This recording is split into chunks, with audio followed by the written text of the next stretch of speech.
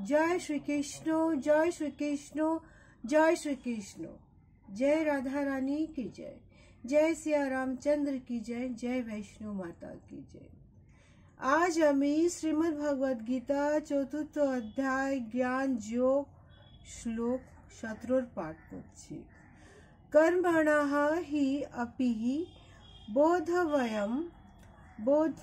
बोधवयं च विकर्मणः अकर्मणः च बोधवयं गहना कर्मणः गति।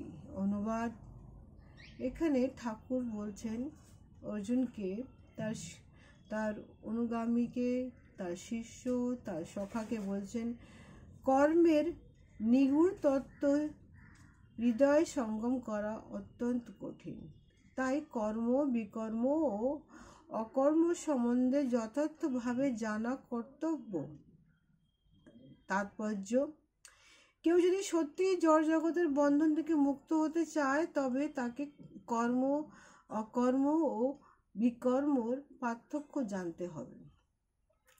তাকে জানতে হবে ভগবত তত্ত্ব কি, ভগবানের সঙ্গে তার কি সম্পর্ক এবং এই জড় জগতের বিভিন্ন গুণের প্রভাবে সে কিভাবে তার কর্তব্য কর্ম করবে। এই তত্ত্বের উপলব্ধি হচ্ছে আত্ম উপলব্ধি।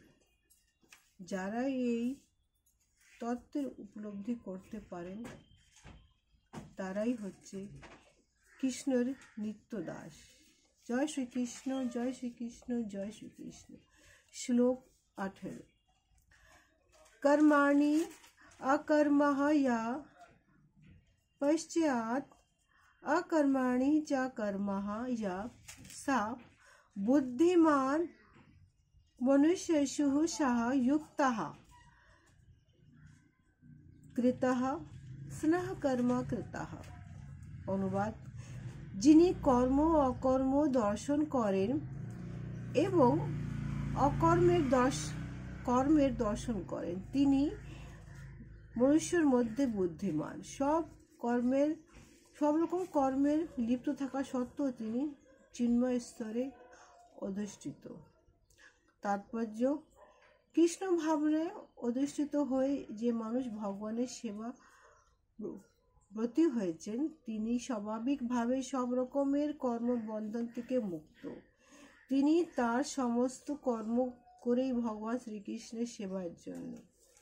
তাই তার কৃতকর্ম ফলস্বরূপ তাকে আর সুখ দুঃখ কিছুই যেন ভোগ করতে হয় না।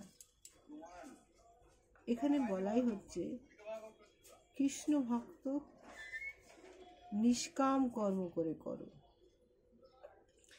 কৃষ্ণের দাস হয়ে যাও। কৃষ্ণের দাসত্ব কি?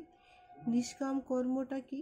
নিষ্কাম কর্ম হচ্ছে ঠাকুর আমি তোমার চরণের অসংখ্য চরণ ধুলির মধ্যে একটা ধুলিকণা, ব্যাস আমি তোমার চরণের একটা ধুলিকণা। ঠাকুর পাটাকে ঝেড়ে দিয়ে আমাকে নিজের পা থেকে যেন দূর করো না। যখনই তোমরা নিষ্কাম কর্মের হবে না তখনই তোমার ভিতরে মোহ, মায়া, পাপ, পুণ্য, কোন জিনিসের প্রতি আসক্তি সব যেন ঘুচে যাবে। শ্রীকৃষ্ণ দাসত্ব গ্রহণ করলে কেন কৃষ্ণ ছাড়া যার কিছুই নেই। কৃষ্ণ হরে কৃষ্ণ, কৃষ্ণ কৃষ্ণ কৃষ্ণ হরে হরে, হরে হরে রাম, হরে রাম। জয় শ্রীকৃষ্ণ, জয় শ্রীকৃষ্ণ, জয় শ্রীকৃষ্ণ। আগামী ব্লগে 8টি শ্লোক নিয়ে জন্য জয় শ্রীকৃষ্ণ।